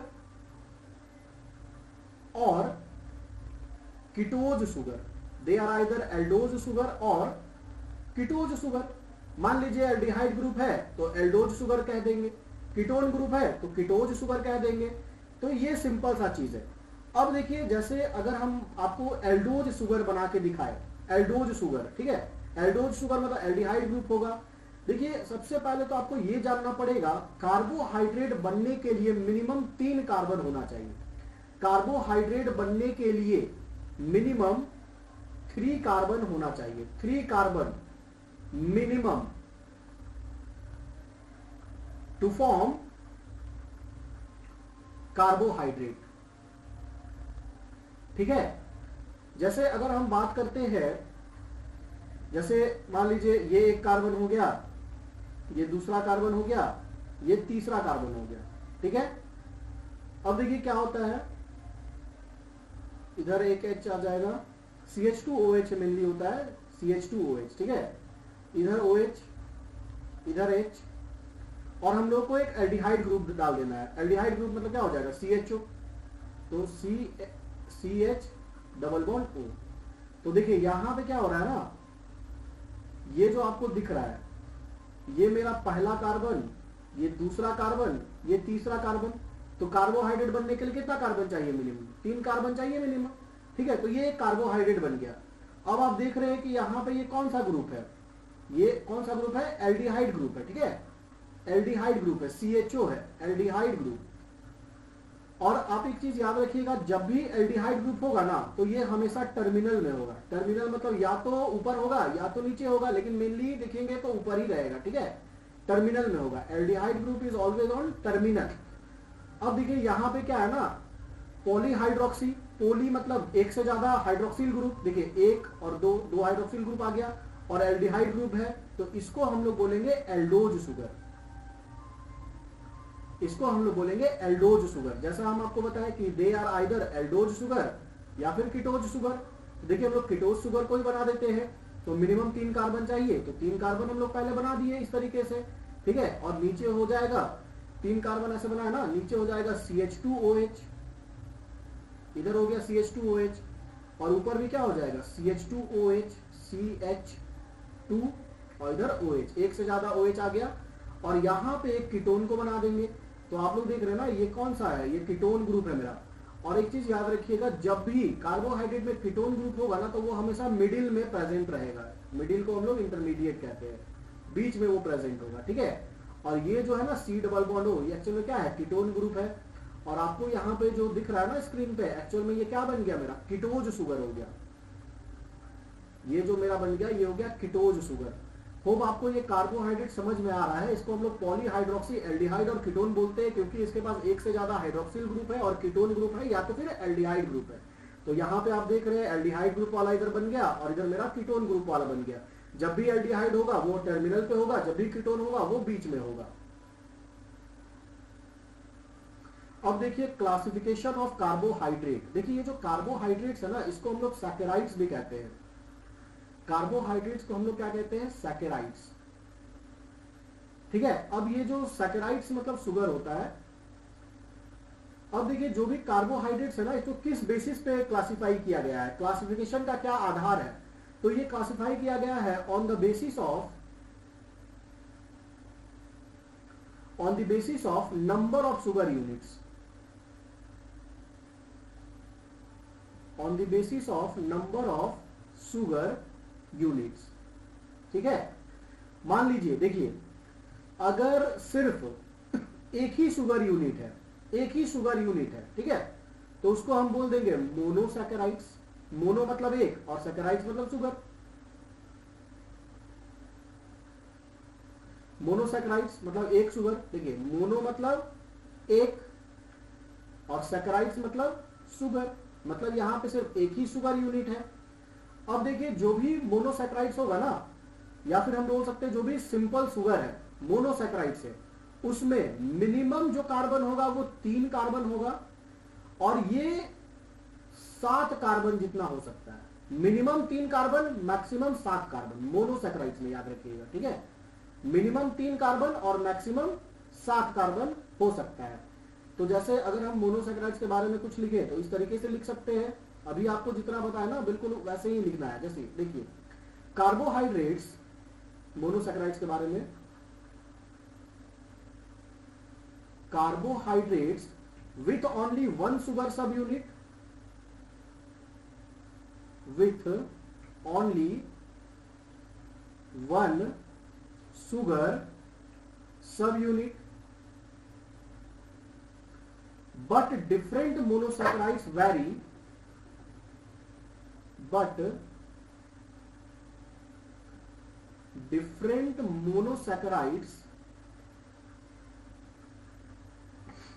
vary due to number of carbon, vary due to number of carbon। अब नंबर ऑफ कार्बन मतलब क्या? वही कि मिनिमम कार्बन 3 हो सकता है और मैक्सिमम कार्बन 7 हो सकता है। मान लीजिए कि कोई ऐसा मोनोसैकेराइड्स है जिसमें कि सिर्फ 3 कार्बन है। ठीक है, कोई ऐसा मोनोसैकेराइड्स है जिसमें कि सिर्फ 3 कार्बन है, तो उसको हम क्या बोलेंगे? Triose sugar. 3 कार्बन वाले को बोल देंगे ट्रायोज शुगर। ठीक है, अगर मान लीजिए 4 कार्बन है, मिनिमम 3 होगा, मैक्सिमम 7 होगा। अगर 4 कार्बन है तो उसको हम बोल देंगे टेट्रोज शुगर। Tetrose sugar. अगर मान लीजिए 5 कार्बन है तो 5 कार्बन वाले को बोल देंगे पेंटोज शुगर। Pentose sugar. और आप लोग देखेंगे पेंटोज शुगर का एग्जांपल भी पढ़ेंगे, राइबोज का पूरा स्ट्रक्चर हम लोग इसका देखेंगे, राइबोज का है ना, इसमें 5 कार्बन होता है। अगर मान लीजिए 6 कार्बन है जैसे ग्लूकोज में होता है तो इसको हम लोग बोलेंगे हेक्सोज शुगर। Hexose sugar. और इसका एग्जांपल क्या हो जाएगा? ग्लूकोज। ग्लूकोज हमको पता है ना C6H12O6 होता है, तो 6 कार्बन आ रहा है ना, और 7 कार्बन जो कि मैक्सिमम है, ये हो जाएगा हेप्टोज शुगर। Heptose sugar. यहां पे ये जो दोनों है ना 5 और 6 कार्बन वाला, ये सबसे ज्यादा कॉमन है और यही हम लोग को पढ़ना है। तो मोनोसैकेराइड्स मतलब हम लोग यही समझे कि मोनोसैकेराइड मतलब सिर्फ एक शुगर सब यूनिट का होगा और एक शुगर में मिनिमम 3 कार्बन हो सकता है और मैक्सिमम 7 कार्बन हो सकता है इन केस ऑफ मोनोसैकेराइड्स। ठीक है, अब दूसरा क्लासिफिकेशन है कार्बोहाइड्रेट्स का, जिसको हम लोग बोलते हैं ऑलिगोसैकेराइड्स। ऑलिगोसैकेराइड्स। अब ये जो ऑलिगोसैकेराइड्स है ना, ऑलिगो का मतलब होता है फ्यू। ऑलिगो का मतलब होता है फ्यू और सैकेराइड्स का मतलब वही शुगर यूनिट। ठीक है, सैकेराइड्स का मतलब शुगर, मतलब एक से ज्यादा होगा। एक से फ्यू मतलब क्या? एक तो नहीं होगा ना, एक से ज्यादा होगा। तो कितना हो सकता है? देखिए यहां पे मैक्सिमम 2 शुगर सब यूनिट, सॉरी मिनिमम 2 शुगर सब यूनिट और मैक्सिमम 9 शुगर सब यूनिट कंबाइन कर सकता है। कंबाइंस। ठीक है, ऑलिगोसैकेराइड्स में मिनिमम 2 शुगर सब यूनिट और मैक्सिमम 9 शुगर सब यूनिट कंबाइन कर सकता है और ऑलिगोसैकेराइड का फॉर्मेशन कर सकता है। अब मान लीजिए 2 शुगर सब यूनिट्स मिलकर बना रहा है, तो इसको हम लोग बोलेंगे डाइसैकेराइड्स। हम लोग आगे अभी सबका एग्जांपल पढ़ेंगे, ये कार्बोहाइड्रेट्स को पूरा पढ़ेंगे, ठीक है। अगर 3 शुगर सब यूनिट है तो इसको बोल देंगे ट्राइसैकेराइड्स। ट्राइसैकेराइड्स। अगर 4 शुगर सब यूनिट है तो इसको हम लोग बोल देंगे टेट्रासैकेराइड्स।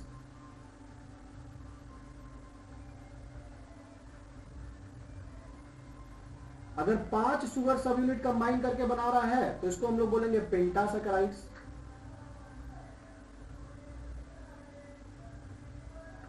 अगर 6 शुगर सब यूनिट कंबाइन करके बना रहा है तो इसको हम लोग बोलेंगे हेक्सासैकेराइड्स।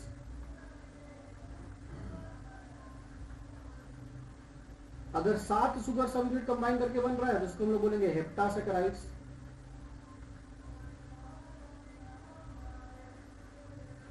अगर 8 शुगर सब यूनिट कंबाइन कर रहा है तो इसको हम लोग बोलेंगे ओक्टासैकेराइड्स। अगर 9 शुगर सब यूनिट कंबाइन कर रहा है तो इसको हम लोग बोलेंगे नोनासैकेराइड्स। तो इतना सारा ऑलिगोसैकेराइड हो सकता है। मिनिमम 2 शुगर सब यूनिट कंबाइन होना चाहिए और मैक्सिमम 9 शुगर सब यूनिट कंबाइन होना चाहिए। उसी तरह तीसरा जो क्लासिफिकेशन है कार्बोहाइड्रेट का, उसको हम लोग बोलते हैं पॉलीसैकेराइड्स। पॉलीसैकेराइड्स। तो पॉली मतलब क्या हो गया? बहुत सारा। पॉली मतलब बहुत सारा। More than 10 sugar units combines to form polysaccharides. हम लोग आगे देखेंगे, हम लोग एक्चुअल में अभी तीनों पढ़ेंगे, मोनोसैकेराइड्स, ऑलिगोसैकेराइड्स और पॉलीसैकेराइड। ये सबका एग्जांपल भी हम लोग पढ़ेंगे। तो देखिए सबसे पहले, अब क्या है ना कि जो स्ट्रक्चर है कार्बोहाइड्रेट का ना, वो 2 फॉर्म में होता है। या तो वो स्ट्रेट चेन होगा या तो फिर वो रिंग स्ट्रक्चर होगा, ठीक है। अगर मान लीजिए स्ट्रेट चेन का अगर हम लोग बात करें तो स्ट्रेट चेन इस तरीके से होता है। स्ट्रेट चेन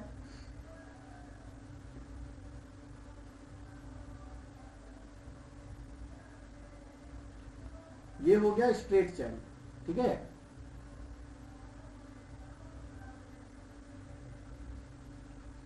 ये हो गया स्ट्रेट चेन। अगर रिंग फॉर्म का होगा ना तो यहां पे भी 2 तरीके का हो सकता है। एक को हम लोग बोलते हैं पायरानोज फॉर्म,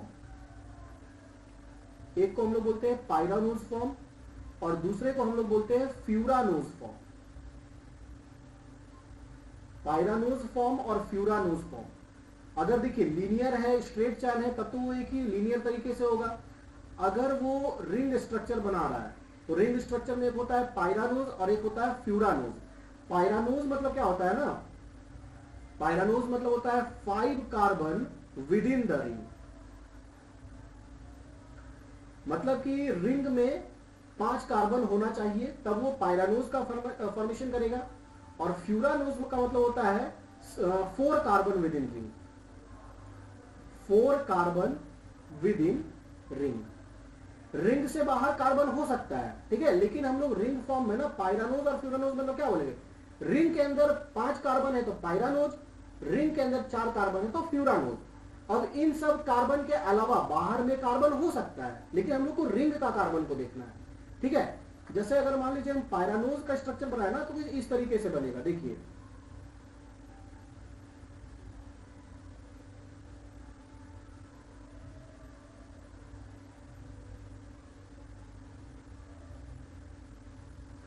तो यहां पे देखिए पहला कार्बन, दूसरा कार्बन, तीसरा कार्बन, चौथा कार्बन और 5वां कार्बन। तो रिंग में 5 कार्बन दिख रहा है, रिंग में 5 कार्बन दिख रहा है तो ये हो गया पायरानोज। अगर मान लीजिए रिंग में 4 कार्बन है, इस तरीके से बनेगा फ्यूरानोज स्ट्रक्चर।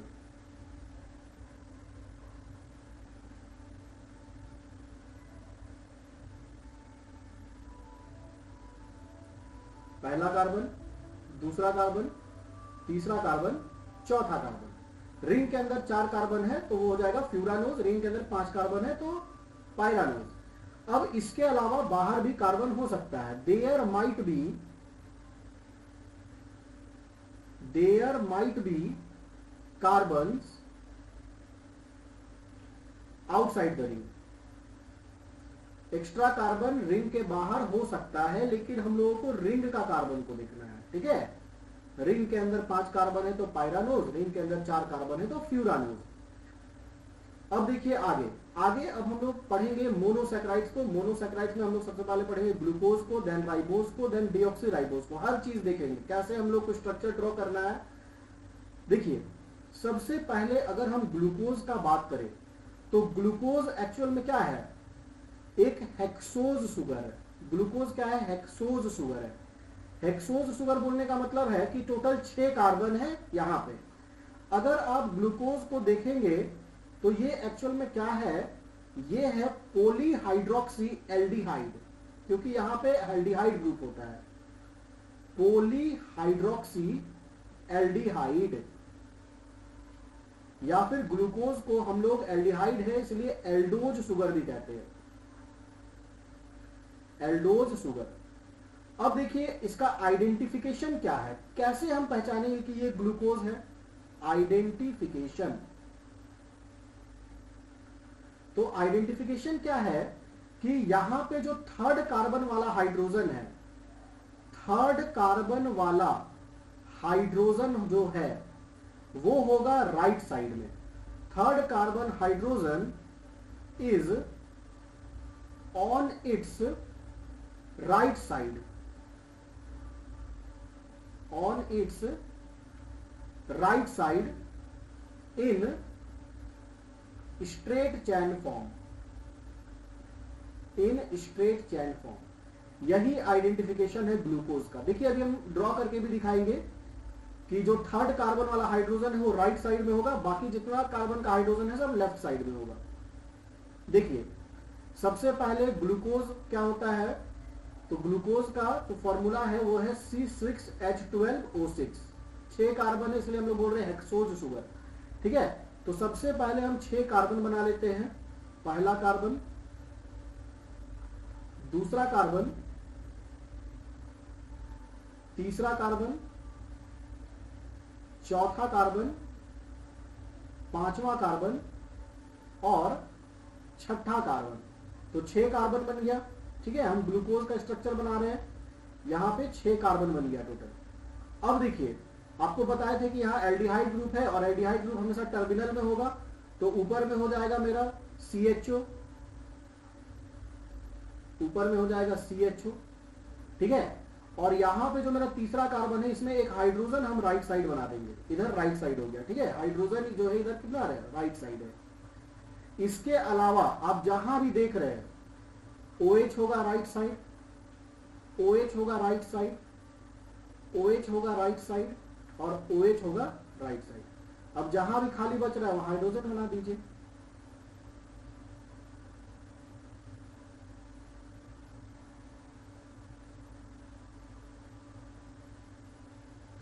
ठीक है, तो ये ग्लूकोज बन गया। इसका पहचान यही है कि 3rd कार्बन वाला जो हाइड्रोजन है वो राइट साइड होगा। तो ये मेरा क्या बन गया, स्ट्रेट चैन ऑफ ग्लूकोज। इसके अलावा देखिए यहाँ पे अगर हम इसका रिंग स्ट्रक्चर बनाते हैं, ठीक है, अगर हम इस ग्लूकोज का रिंग स्ट्रक्चर को बनाएंगे तो कैसे बनेगा, तो सबसे पहले तो आप देख लीजिए 5 कार्बन होगा रिंग के अंदर और 5 कार्बन है तो पायरानोज फॉर्म होगा। तो यहाँ पे हम जो कॉमन स्ट्रक्चर होता है वो पहले ड्रॉ कर लेते हैं। ठीक है, ये पहला कार्बन, ये दूसरा कार्बन, ये तीसरा कार्बन, ये चौथा कार्बन और ये मेरा 5वां कार्बन। ये बन गया पायरानोज स्ट्रक्चर। अब देखिए क्या क्या हम लोग को यहां पे डालना है। सबसे पहले पहला कार्बन में ऊपर H नीचे OH, दूसरा में भी सेम रहेगा, ऊपर H नीचे OH, तीसरा कार्बन में राइट साइड था ना हाइड्रोजन, इसीलिए इसमें आ जाएगा नीचे H और ऊपर OH। ठीक है, फिर यहाँ पे नीचे OH, ऊपर H, यहाँ पे H और ऊपर में CH2OH। और ये आपका 6ठा कार्बन है, 6th कार्बन है ये। जैसा आपको बताए थे कि बाहर में रिंग के बाहर एक्स्ट्रा कार्बन हो सकता है, तो ये जो कार्बन है आपका, ये आपका 6th कार्बन है। तो अगर आप यहाँ पे देखेंगे तो टोटल मिला के कितना कार्बन हो जाएगा, टोटल कार्बन हो जाएगा 6 कार्बन, C6H12O6। तो ये ग्लूकोज का आपका हो गया स्ट्रेट फॉर्म, ये हो गया ग्लूकोज का स्ट्रेट स्ट्रक्चर, लीनियर स्ट्रक्चर, और ये हो गया आपका रिंग स्ट्रक्चर, रिंग स्ट्रक्चर। और ये जो ग्लूकोज बना ना, इसको हम लोग बोलते हैं अल्फा ग्लूकोज। क्यों बोलते हैं आगे बताएंगे, अल्फा और बीटा वाला कॉन्सेप्ट आगे बताएंगे, ठीक है। अभी आप जान लीजिए इसको अल्फा ग्लूकोज बोलते हैं। अब देखिए दूसरा राइबोज, मोनोसैकेराइड्स में जो राइबोज है। अब देखिए राइबोज क्या आता है ना, एक्चुअल में ये पेंटोज शुगर है, ठीक है। राइबोज क्या है, पेंटोज शुगर है। और पेंटोज शुगर का मतलब हम लोगों को पता है कि टोटल 5 कार्बन है, ठीक है। अब आप देखेंगे कि ये जो राइबोज शुगर है, ये राइबोज हम लोग को कहाँ मिलता है, ये हम लोग को आरएनए में मिलता है। आरएनए का फुल फॉर्म होता है ribose nucleic acid, ribo nucleic acid, ठीक है। तो ये राइबोज शुगर हम लोग को आरएनए में मिलेगा, और इसमें एल्डिहाइड ग्रुप है तो इसको हम लोग बोलेंगे एल्डोज शुगर। देखिए इसका क्या आइडेंटिफिकेशन है, तो यहां पे जितना भी हाइड्रोक्सिल ग्रुप होगा ना, ऑल OH ग्रुप कहां होगा, राइट साइड में होगा। All OH is present on right side in a straight chain, in a straight chain. तो जैसे अगर हम मान लीजिए स्ट्रक्चर को बनाते हैं, तो इसका तो जो फॉर्मूला है, केमिकल फॉर्मूला, वो हो जाएगा C5H10O5, ठीक है। तो जब आप इसका स्ट्रेट चैन को देखेंगे ना, तो कुछ इस तरीके से बनेगा। 5 कार्बन पहले आप बना लीजिए, पहला कार्बन, दूसरा कार्बन, तीसरा कार्बन, चौथा कार्बन और 5वां कार्बन, और ऊपर में एल्डिहाइड ग्रुप दे दीजिए, CHO हो गया। और फिर यहाँ पे क्या है ना, जितना भी OH है वो राइट साइड में है, तो राइट साइड में पूरा OH को डाल दीजिए, राइट साइड में पूरा OH को डाल दीजिए। अब जहां जहां भी खाली बच रहा है वहां H डाल दीजिए।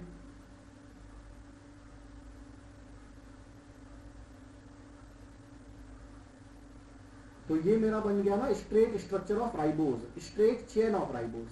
अगर हम यही इसका रिंग स्ट्रक्चर बनाएंगे, तो ये 5 कार्बन हो रहा है ना, मतलब रिंग के अंदर टोटल 4 कार्बन है, तो ये फ्यूरानोज स्ट्रक्चर बनेगा इस तरीके से, ठीक है। ये पहला कार्बन, ये दूसरा कार्बन, ये तीसरा कार्बन, ये चौथा कार्बन।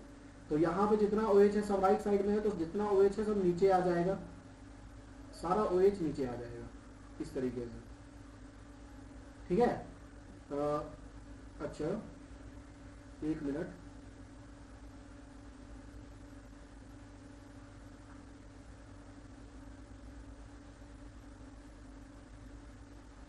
तो यहां पे देख रहे हैं ना, H हो गया, H हो गया, H हो गया, और यहाँ H, और यहाँ पे CH2OH।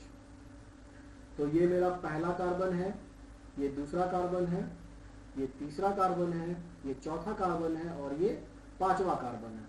तो ये जो स्ट्रक्चर दिख रहा है ना आपको, ये अल्फा राइबोज है, अल्फा राइबोज है। और ये बन गया मेरा स्ट्रेट चैन, स्ट्रेट चैन, और ये बन गया मेरा रिंग फॉर्म, रिंग फॉर्म। अब देखिए आगे डिऑक्सी राइबोज। तो डिऑक्सी राइबोज क्या होता है ना, इसको हम लोग राइबोज शुगर से ही डिराइव करते हैं। डिऑक्सी राइबोज कहां से डिराइव होता है, it is derive from ribose.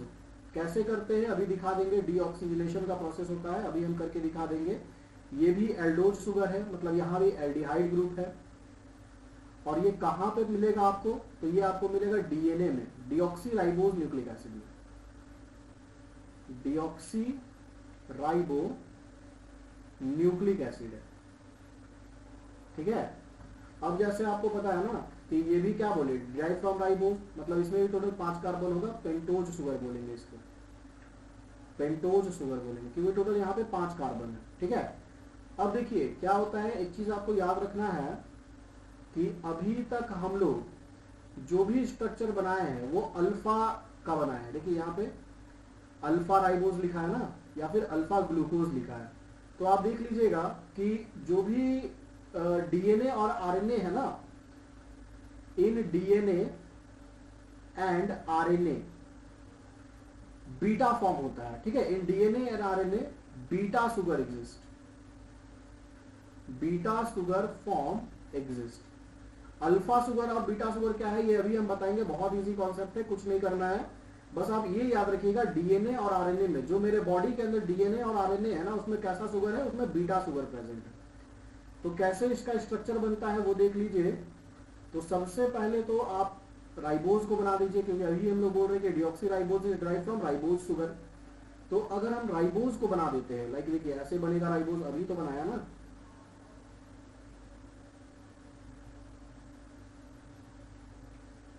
ये पहला कार्बन, ये दूसरा कार्बन, ये तीसरा कार्बन, ये चौथा कार्बन। और अभी हम लोग देखे थे कि जितना भी OH है सब राइट साइड में है। राइट साइड में है मतलब किधर है, नीचे है। राइट साइड में है मतलब किधर है, नीचे है।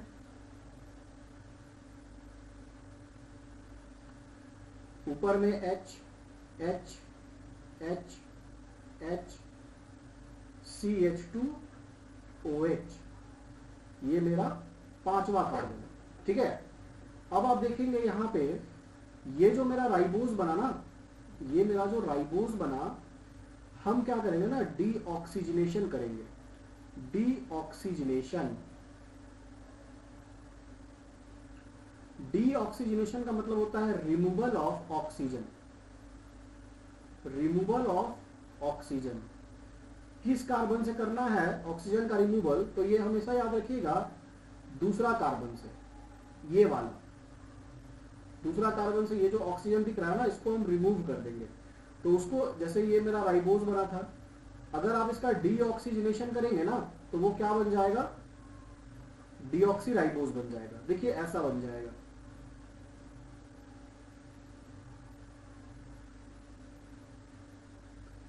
पहला कार्बन, दूसरा कार्बन, तीसरा कार्बन, चौथा कार्बन। तो हम बिल्कुल उसी तरीके से बना लेंगे। नीचे OH, ऊपर H, यहां पे H, और यहीं से हम लोग रिमूव करेंगे ना, तो यहाँ H हो जाएगा। देखिए कार्बन, दूसरा कार्बन से, ये जैसा ये मेरा पहला कार्बन हो गया, ये दूसरा कार्बन हो गया, यहां से O को रिमूव कर दिए तो H अकेला बच गया। अब नीचे OH, यहाँ पे H, यहाँ पे H, और ऊपर CH2OH, ठीक है। ये मेरा 6 कार्बन हो जाएगा, सॉरी 5 कार्बन हो जाएगा। पहला कार्बन, दूसरा कार्बन, तीसरा कार्बन, चौथा कार्बन और वो पांचवा कार्बन। तो आप लोग देख रहे हैं ना, यहाँ पे क्या बचा, सिर्फ H बचा। मतलब कि जब आप ऑक्सीजन को रिमूव कर देते हैं फ्रॉम कार्बन 2, तो राइबोज से क्या बन जाता है, डीऑक्सी राइबोज बन जाता है। राइबोज से क्या बन जाता है, डीऑक्सी राइबोज बन जाता है। अब ये जैसे हम बोल रहे हैं कि हम लोगों का जो बॉडी है, वहां पे जो डीएनए और आरएनए है, उसमें जो शुगर है वो बीटा फॉर्म का होता है। जैसे अभी आप बताया ना, देखिए यहाँ पे अल्फा राइबोज बना है ना, यहाँ पे भी अल्फा डीऑक्सी राइबोज बना है, लेकिन ये हम लोगों के बॉडी में अल्फा नहीं होता है, हम लोगों के बॉडी में बीटा होता है। तो ये अल्फा और बीटा हम लोग कैसे पहचानेंगे, तो देखिए क्या होता है, अल्फा एंड बीटा फॉर्म, इसको हम लोग कैसे पहचानेंगे। तो यहाँ पे कुछ नहीं करना है, ठीक है। अगर मान लीजिए कि ये जो OH है, ये जो OH है, अगर ये नीचे साइड है, जैसे आप यहां पे देख रहे हैं नीचे साइड है ना, और यहां पे देख रहे हैं OH क्या है, नीचे साइड है। अगर OH नीचे साइड है तो इसको हम लोग बोलेंगे अल्फा फॉर्म। यही OH अगर ऊपर की तरफ रहेगा, देखिए ये मेरा पहला कार्बन है, पहला कार्बन में जो OH है अगर वो नीचे साइड है तो अल्फा फॉर्म, अगर ये ऊपर साइड है तो बीटा फॉर्म। अगर मान लीजिए अगर हम इसी को बीटा फॉर्म ड्रॉ करना चाहें तो कैसे करेंगे, इस तरीके से करेंगे, बिल्कुल सिंपल सा चीज है।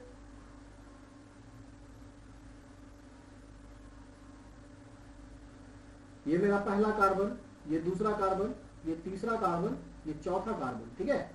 तो ये जो OH जो नीचे था ना, उसको हम ऊपर कर देंगे इस तरीके से, और बाकी जो चीज था एज इट इज ऐसे ही रहने देंगे। नीचे OH था तो OH रहने देंगे, यहाँ H रहने देंगे, यहाँ H, यहाँ पे CH2OH। तो हम क्या कर दिए ना, हम जो पहला कार्बन पे, फर्स्ट कार्बन पे जो H था, सॉरी जो OH यहाँ था, उसको हम ऊपर भेज दिए। अगर ये ऊपर चला गया तो कहलाएगा बीटा फॉर्म, अगर OH नीचे है तो अल्फा फॉर्म। बस सिंपल सा चीज यही है यहाँ पे, ठीक है। तो हम लोग मोनोसैकेराइड्स में अभी क्या क्या देख लिए, हम लोग ग्लूकोज देख लिए, हम लोग राइबोज देख लिए, और हम लोग डीऑक्सी राइबोज देख लिए। अब देखिए बात आता है ऑलिगोसैकेराइड्स का। अब हम लोग देखेंगे ना, ऑलिगो मतलब क्या होता है, फ्यू। ऑलिगो मतलब फ्यू और सैकेराइड्स मतलब शुगर। मतलब कि कुछ शुगर कंबाइन करके ओलिगोसैकेराइड्स बनाता है, और मिनिमम 2 शुगर कंबाइन करेगा और मैक्सिमम 9 शुगर कंबाइन करेगा। ठीक है, तो ओलिगोसैकेराइड्स में मान लीजिए कि अगर 2 शुगर कंबाइन करेगा तो उसको हम लोग बोलेंगे डाइसैकेराइड्स। अब डाइसैकेराइड्स का एग्जांपल देख लीजिए, जैसे डाइसैकेराइड्स में 2 शुगर कंबाइन किया ना, डाइसैकेराइड्स में क्या 2 शुगर सब unit combines to form a disaccharide. अब इस डाइसैकेराइड में आप देख लीजिए क्या क्या एग्जांपल हो सकता है। तो माल्टोज होता है, माल्टोज को किस किस शुगर से मिलकर बना है, तो alpha glucose plus alpha glucose, 2 alpha glucose को जोड़ देंगे तो वो बन जाएगा माल्टोज। उसी तरह दूसरा एग्जांपल है लैक्टोज का। लैक्टोज क्या होता है, ग्लूकोज प्लस गैलेक्टोज, लेकिन एक चीज यहाँ पे बीटा ग्लूकोज होता है। ठीक है, beta glucose plus beta galactose, beta glucose plus beta galactose, ये बना देगा लैक्टोज। उसी तरह तीसरा एग्जांपल है सुक्रोज। तो सुक्रोज क्या होता है, सुक्रोज होता है alpha glucose plus beta fructose, ये दोनों मिलके सुक्रोज बना देगा। ठीक है, तो यही आपका डाइसैकेराइड हो गया। यहाँ पे आपको दिख रहा है 2 शुगर कंबाइन कर रहा है, पहला शुगर दूसरा शुगर, पहला शुगर दूसरा शुगर, पहला शुगर दूसरा शुगर, 2 शुगर कंबाइन करा मतलब डाइसैकेराइड है। ठीक है, अब जैसे मान लीजिए दो शुगर सब यूनिट अगर कंबाइन करेगा तो उनके बीच कौन सा बॉन्ड बनेगा, तो ग्लाइकोसिडिक बॉन्ड बनेगा। ठीक है, याद रखिएगा कैसा बॉन्ड बनेगा, ग्लाइकोसिडिक बॉन्ड बनेगा। तो कैसे बनता है, तो ये 2 शुगर के बीच बॉन्ड बनता है बाय रिमूवल ऑफ वाटर, है ना, लॉस ऑफ वाटर। एक वाटर मॉलिक्यूल मतलब 18 ग्राम लॉस होता है, वाटर मॉलिक्यूल्स लॉस होता है, तो क्या बनता है, ग्लाइकोसिडिक बॉन्ड बनता है। कैसे बनता है देख लीजिए, बहुत सिंपल सा चीज है। यहाँ पे मान लीजिए कि अगर हम बनाना चाहते हैं माल्टोज, तो माल्टोज को बनाने के लिए हमें क्या करना पड़ेगा, अल्फा ग्लूकोज 2 अल्फा ग्लूकोज चाहिए। तो हम चलिए बनाते हैं अल्फा ग्लूकोज।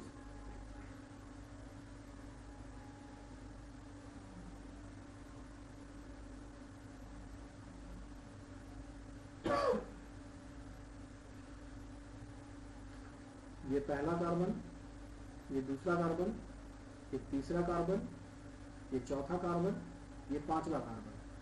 ठीक है, और ग्लूकोज अल्फा ग्लूकोज बना रहे हैं तो OH मेरा नीचे साइड आ जाएगा, ऊपर H आ जाएगा। यहाँ भी OH नीचे साइड होगा, ऊपर H होगा। यहाँ पे क्या होगा ना कि H नीचे होगा, क्योंकि आइडेंटिफिकेशन यही था थर्ड कार्बन में H राइट साइड होना चाहिए, राइट साइड होगा तो वो नीचे आ जाएगा, ऊपर OH होगा।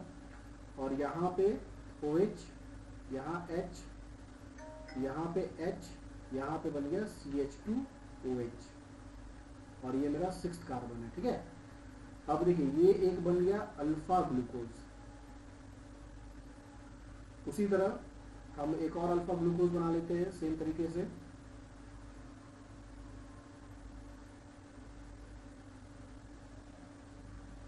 OH, H, H, OH,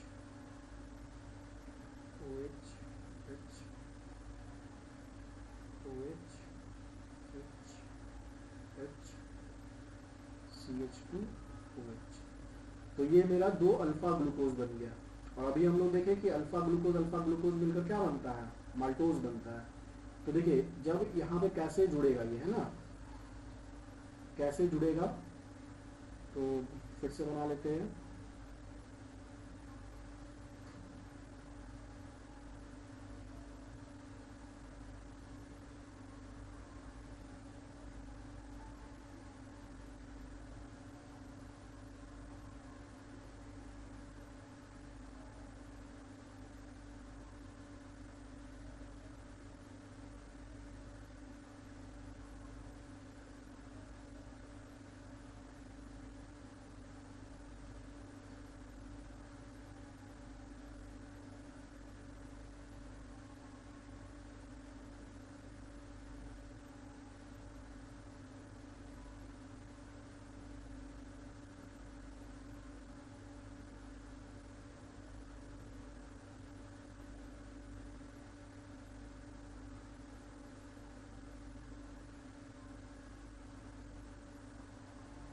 तो ये मेरा 2 अल्फा ग्लूकोज बन गया। ठीक है, यहाँ पे क्या होगा ना, वाटर का रिमूवल हो जाएगा इस तरीके से।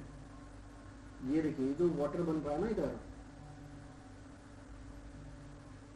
यहाँ पे क्या हो रहा है, वाटर का रिमूवल हो रहा है, वाटर निकल जा रहा है। यहाँ पे वाटर का रिमूवल हो जाएगा तो ये दोनों बॉन्ड बना लेगा ऐसे करके, इस तरीके से। और ये जो बॉन्ड आपको दिख रहा है ना दो ग्लूकोज के बीच में, ये जो बॉन्ड दिख रहा है यही है अल्फा 1,4। देखिए पहला ग्लूकोज का फर्स्ट कार्बन और दूसरा ग्लूकोज का चौथा कार्बन, तो अल्फा 1,4 ग्लाइकोसिडिक लिंकेज बोलेंगे इसको, अल्फा 1,4 ग्लाइकोसिडिक लिंकेज। तो यही है आपका ग्लाइकोसिडिक लिंकेज जो कि दो शुगर के बीच में बन रहा है। और ये जो आपको स्ट्रक्चर दिख रहा है ये कहलाएगा माल्टोज, जो कि बना है दो अल्फा ग्लूकोज के मिलने से। ठीक है, तो यही है आपका ग्लाइकोसिडिक लिंकेज। हाँ, अब देखिए हम लोग मोनोसैकेराइड्स और मोनोसैकेराइड्स और ओलिगोसैकेराइड्स पढ़ लिए। अब उसके बाद आता है पॉलीसैकेराइड्स। पॉलीसैकेराइड्स में क्या होता है ना, जब 10 शुगर सब यूनिट से ज्यादा, when more than 10 sugars combine, 10 sugar combine करता है तो बनाता है पॉलीसैकेराइड्स। ठीक है, अब ये जो पॉलीसैकेराइड्स होता है ये दो तरीके का होता है। एक होता है होमोपॉलीसैकेराइड्स, होमोपॉलीसैकेराइड्स, होमो मतलब क्या होता है, सेम, है ना। होमो मतलब हो गया सेम, मतलब मान लीजिए 10 को ग्लूकोज मिल गया, ठीक है, तो सब सेम है ना, सब ग्लूकोज ग्लूकोज ग्लूकोज ग्लूकोज है, तो उसको हम लोग बोलेंगे होमोपॉलीसैकेराइड। सेम या सिमिलर, तो सिमिलर शुगर सब यूनिट्स कंबाइंस टू फॉर्म होमोपॉलीसैकेराइड्स। और उसी तरह जो दूसरा होता है वो कहलाता है हेटेरोपॉलीसैकेराइड्स, हेटेरोपॉलीसैकेराइड्स मतलब कि 10 शुगर सब यूनिट मिलकर जो पॉलीसैकेराइड्स का फॉर्मेशन कर रहा है वो 10 शुगर यूनिट क्या है ना, अलग अलग है। हेटेरो मतलब क्या होता है, डिफरेंट, अलग अलग।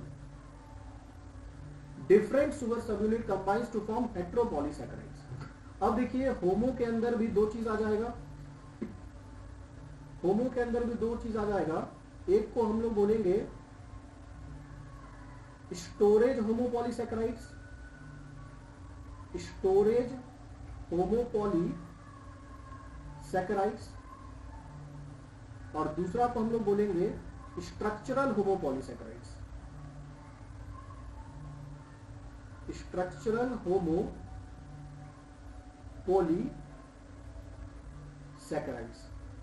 ठीक है, और हेटेरोपॉलीसैकेराइड्स में सिर्फ एक चीज आएगा, स्ट्रक्चरल हेटेरोपॉलीसैकेराइड्स, स्ट्रक्चरल हेटेरोपॉलीसैकेराइड्स।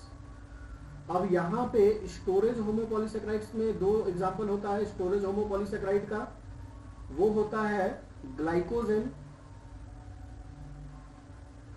स्टोरेज होमोपॉलीसैकेराइड में ग्लाइकोजेन, दूसरा है स्टार्च। इन दोनों के अलावा एक और स्टोरेज होमोपॉलीसैकेराइड है जिसका नाम है इन्यूलिन। ठीक है, और स्ट्रक्चरल होमोपॉलीसैकेराइड्स में आ जाएगा स्ट्रक्चर जो बना रहा है सेलुलोज, और दूसरा आ जाएगा काइटिन। ठीक है, और हेटेरोपॉलीसैकेराइड्स में आ जाएगा, स्ट्रक्चरल हेटेरोपॉलीसैकेराइड्स में आ जाएगा यहाँ पे हाइयालुरोनिक एसिड,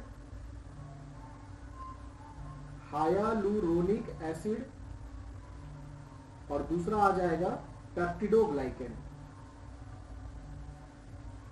पेप्टिडोग्लाइकेन। तो ये पूरा पॉलीसैकेराइड्स का क्लासिफिकेशन है। ठीक है, तो आज के इस सेशन में हम लोग यहीं तक रखेंगे। इसके बाद जो अपकमिंग वीडियो आएगा उसमें आप लोग पढ़ेंगे ये पूरा पॉलीसैकेराइड्स के बारे में। हम लोग यहाँ पे देखेंगे ग्लाइकोजेन क्या होता है, स्टार्च क्या होता है, कैसे स्ट्रक्चर बनता है, इन्यूलिन क्या होता है, ये सारा चीज देखेंगे। होप आपको अभी तक हम लोग जितना भी पढ़े एनालिसिस ऑफ केमिकल्स कंपाउंड्स, है ना, और उसके बाद एस एनालिसिस टेस्ट हम लोग पढ़े। हम लोग कार्बोहाइड्रेट्स में मोनोसैकेराइड्स और ओलिगोसैकेराइड्स को पढ़ लिए। अब हम लोग आने वाला वीडियो में पॉलीसैकेराइड्स को पढ़ेंगे। होप आपको यहाँ तक समझ आया होगा। Thank you all of you.